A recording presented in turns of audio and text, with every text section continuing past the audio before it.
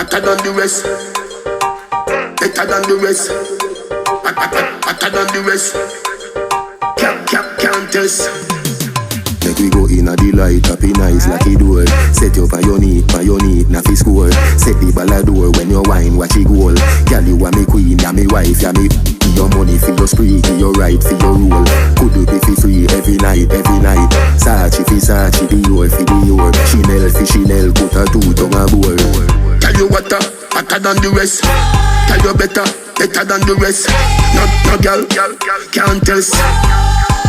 Wine for me baby. Kick out your foot away you have in stock. I just tight and right, tell you have in stock. I just good, tell you have in stock. I just tight and right, tell you have in stock. Kick out your foot away you have in stock. Welcome to another episode of Gushing Talk. I'm your host. We've got on set today one of UK's most formidable clapback queen. Welcome, Colleen Savage. She's got the best strapline. Yo, peeps. When you hear me say yo, peeps, you know say a Savage in the building. Welcome, Savage. What was your trip coming down from Birmingham? Well, I can say it was very hectic because the weather is horrible. Yeah. And I had like a 3-hour drive, so it was a slow drive down. Was it 3 hours coming down? Not normally, not on a normal day, but because of the weather, everyone was driving slow. So, well, it was fine. It was all right, just a bit long. Okay. Yeah. Good.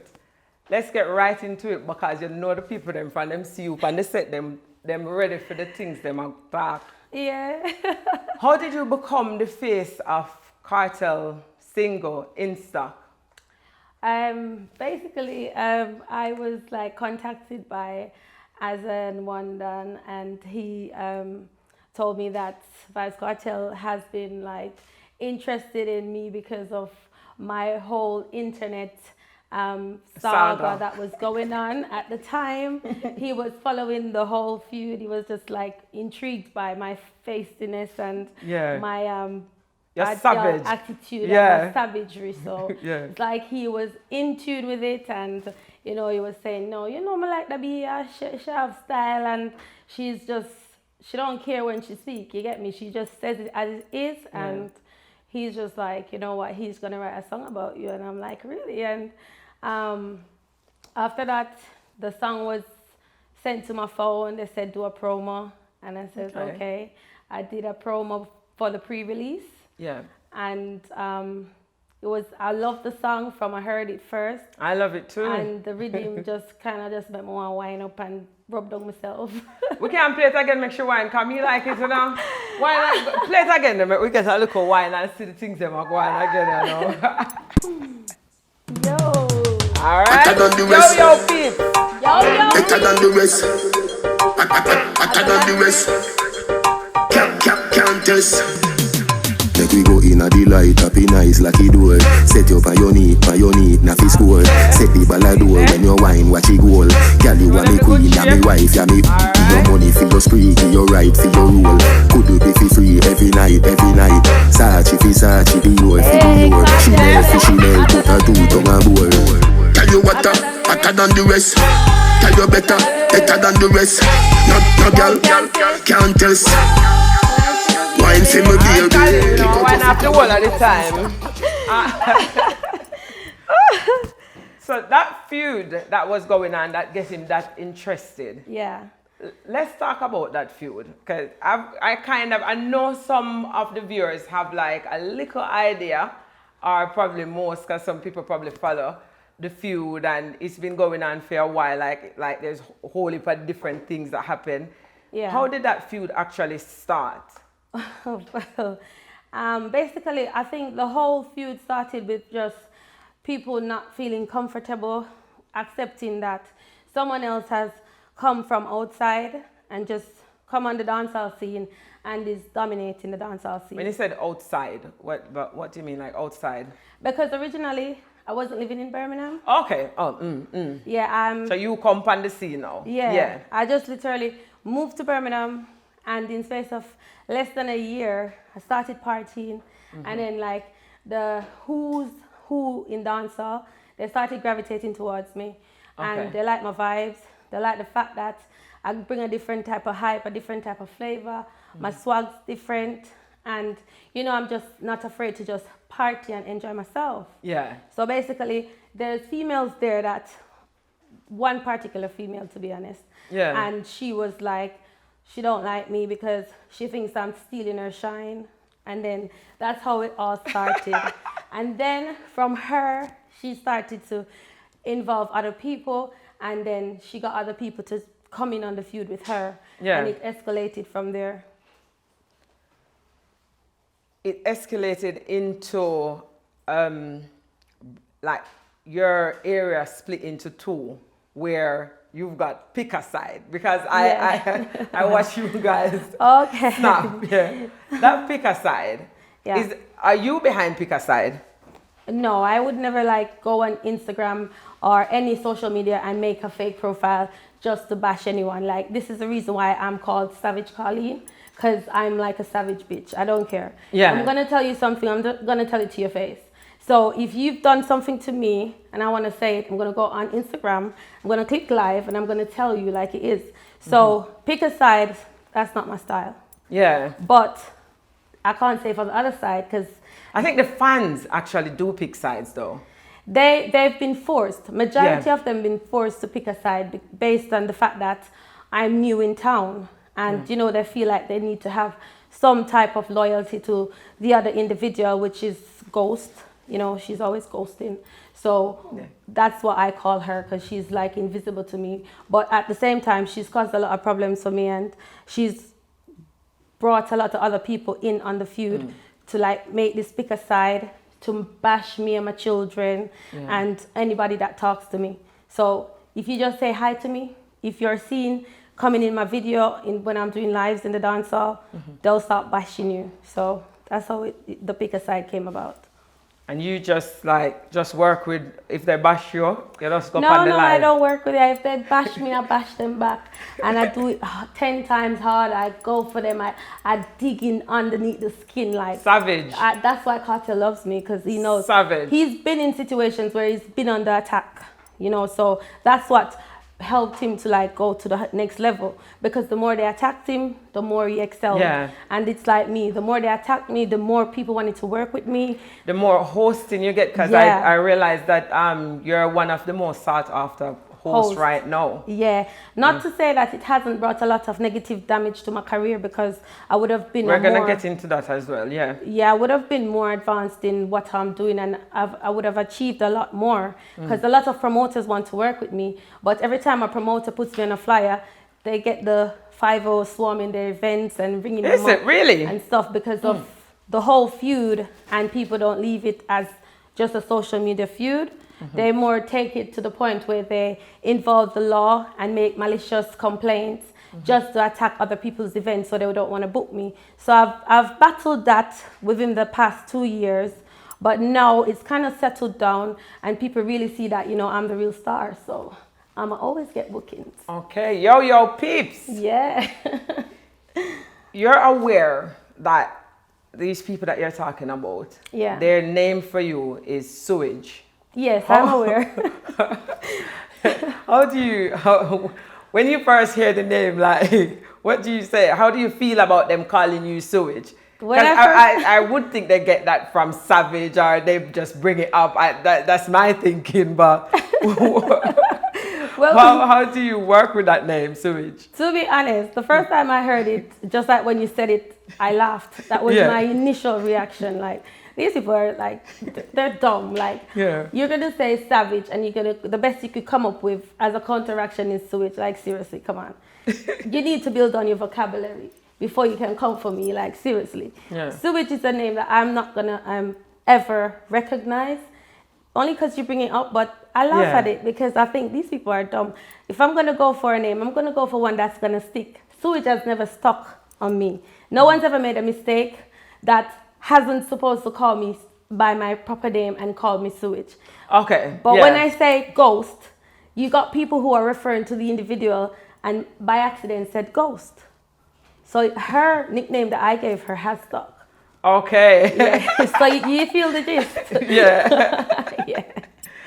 So, you know, your hosting career, how is it actually going? Like, international? How is it actually going? Like, Well, basically, I've had like people wanting to work with me from the United States of America. I've had bookings, but obviously, this is no secret. I've had like a lot of criminal convictions. I've had a lot of trouble with the law because I'm always like, you know. Because your name's Savage. Yeah, so unfortunately, We'd expect that. unfortunately, being a Jamaican citizen in this country and not having a visa to travel to America, I can't take on these bookings. So at the minute, I'm just slow pedaling until I can get to where I need to get to with that. Yeah. And I've got other people in the background helping me to acquire myself the proper documents so I can travel and take on these hosting jobs. Okay. Also, I've had a couple bookings in Dubai, and I want to take it on. I also have one in Spain. But because Dubai is okay with the criminal record. They don't actually go. It's only America that actually does that. Yeah, they are. Yeah. But at the minute, I've got some things that I'm working on, so I've not really committed to those bookings as yet. Okay. Yeah. Okay. So, you know, like everything is going for you with your career, with the album, the single, Kartel single out. But from looking at your pages, your Instagram pages and stuff, there's one negative thing that people, that like, it's a clapback. Right. Like there's someone that's sick. I think this probably be one of your enemies. They're sick, but you keep posting when he's trying to walk or something like that and making fun of it. Like some people, not even your fans, are some people look at it as like you haven't got any empathy. We know you're Savage, but can you shed some light? Like the viewers would probably want to know like why you do. People probably don't ask you because they probably think like, okay, I might ask her and it upsets her, but they might want to know like, okay, why is Carleen doing this? Well, obviously a lot of people don't know the background to the story or the situation. Yeah, so we need to shed some light. We're talking about Sucky True, right?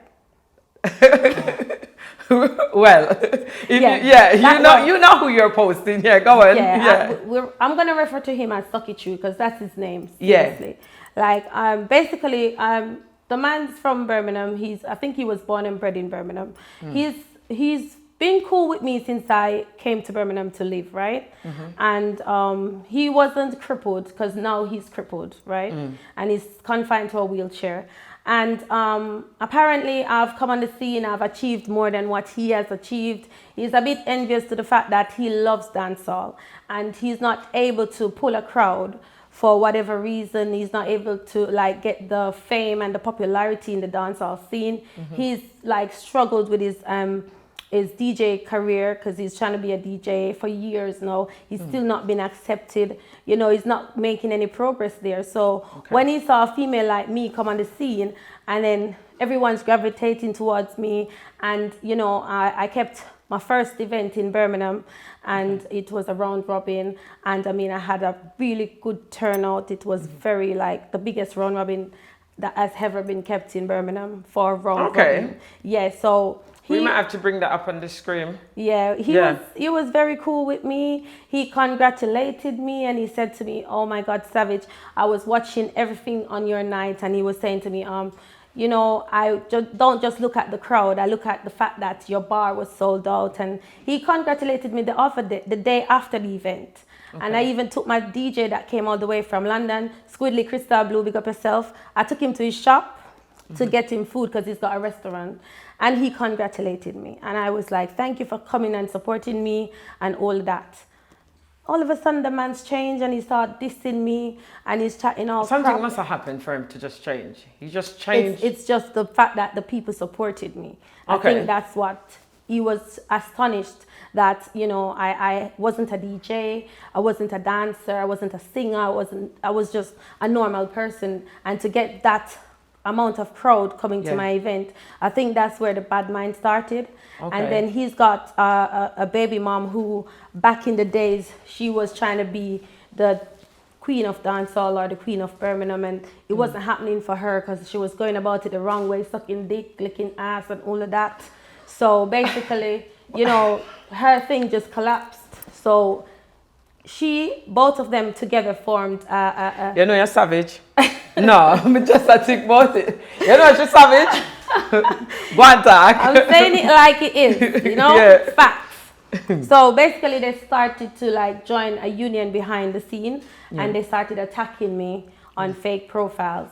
So once I realized that it was them that was responsible for these fake profiles, I confronted them about it. I didn't I just made them know that I know it was you, and they started to be rude. They didn't deny it to my face because they had my WhatsApp number and they WhatsApp stuff to my WhatsApp. So basically I knew it was them, but on social media, they denied it. So basically... Okay, so the public don't know that they actually admit it to you. Right, they don't know this. So they admit to it because they will phone me up. And because I'm not into recording at the time, but I've learned to start recording now. Yeah, because that's evidence, really. So they would phone up and they would say whatever they're posting online and they would bash my kids really bad. And they would send, like, for one, his baby mom, Fiona, she put my son beside the dancing Shrek. And then she posted that to my WhatsApp. And then, I mean, that's how I just got so bitter against them. And then it so happened that during this time, it was unfortunate that Sokichu had a very serious collision where he had an accident. And I mean, the way he had this accident is, I don't know how it happened because I wasn't there. But from what I know, the road that he had the accident on is a road that always has traffic on. And the time that he had the accident, there's no way he could have been going fast enough to have such damage to his body. So the whole of his body was damaged. I think he broke his pelvis, his 2 legs, his 2 hands, and he was badly damaged in the accident. I think his neck and back, it was bad. So that you feel bad like when you heard that? So initially, because we had a feud and I felt really bad for the guy. I was the first one to find out on the outside about the accident. So I posted a post on Instagram just sending out well wishes to him and saying get well soon. I sent up prayers for him. Was that from your heart though? And I really did it from a good place because I'm thinking this man said he was going to kick me in my face tomorrow, and then today he got the accident. Because he had which you know, like we can't predict what happened. And I am a driver as well. It could have happened to me. So basically I was sympathizing with him. And I heard that it was really bad. So I posted on my Instagram and I was sending up well wishes and prayers and stuff. I had a video that I did with him on Snap when both of us was like friends and cool. And I posted it. And unbeknown to me, they were starting to bash me and they were telling me to take down the post. Not him himself because he wasn't able to speak. It was his baby mom. And they started attacking me and telling me take it down, he's fine, nothing's happened. So I don't think that they really wanted me to put it out there that he'd had the accident, because he's been, for the couple weeks before that leading up to the accident, he was being so troublesome, he was bashing people, not just myself. So I think they were kind of upset that this happened to him and they were trying to hide it from the public. So they didn't see the good that I was... How can you actually hide an accident like that though? Exactly. They don't think that the public needed to know, and they felt that I was putting out the business out there into the public. But obviously it was a serious accident, and everyone that loved him and all who wish well for him would have wanted to know and to pray for him and to send well wishes. And I did that from my heart.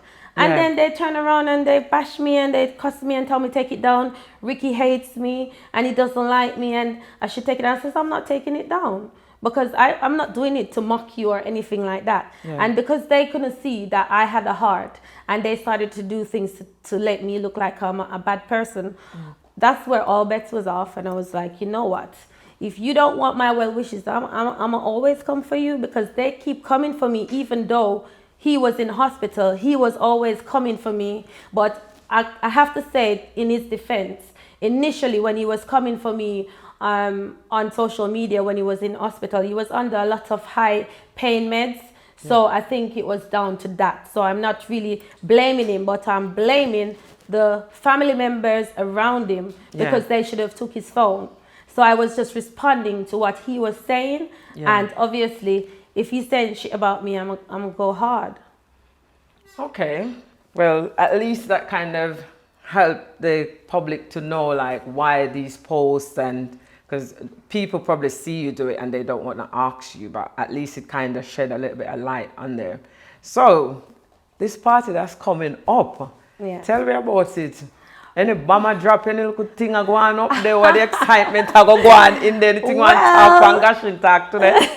But we know what go on. I really can't reveal everything, but you know. Give us something, man. Give us something. We must can get something. Give us something. Yeah. There's always going to be a bomb where Savage Kartel is concerned, right? Yeah. And this one specifically is going to be a Gaza bomb. Like, seriously. From the Gaza Dan himself.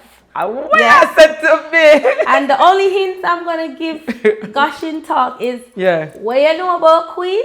Want to know about Queen? What you said to me? So everyone don't know nothing, better not talk nothing. Want to know about Queen? So that's the only hint. But on the 7th, come prepared for a Gaza bomb. It's going to be dropped.